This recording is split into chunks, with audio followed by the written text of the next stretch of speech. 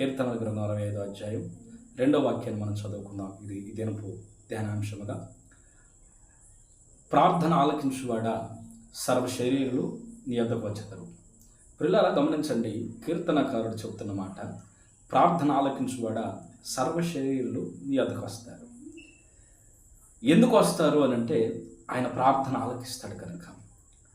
ఆయనకు చక్కటి పేరు పెడుతున్నాడు కీర్తనకారుడు, ప్రార్థన ఆలకించువాడా. మనం ఆరాధిస్తున్న దేవునికి చాలా పేర్లు ఉన్నాయి. అయితే ఆ పేర్లలో ఇదొక పేరు. ఆయన పేరు ఏంటంటే ప్రార్థన ఆలకించువాడా.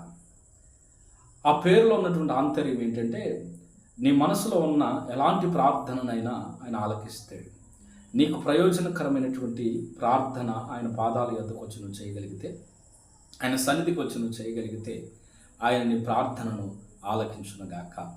దావీదు భక్తుడు అంటారు, నిశ్చయముగా అమాలేకులు నేను తరిమిన ఎడల నా వారిని నేను దక్కించుకుంటానా అని ఆయన పాదాల యొద్దకు వచ్చి ప్రార్థన చేసినప్పుడు యేసయ్య చెప్పారు, నిశ్చయముగా నువ్వు వారిని తరుము, నీవు నీ వారిని దక్కించుకొందువు అని చెప్పారు. పిల్లరా, దావీదు బ్రతుకులో జరిగినటువంటి సాక్ష్యాన్ని మనకు తెలియజేస్తూ ఉన్నాడు.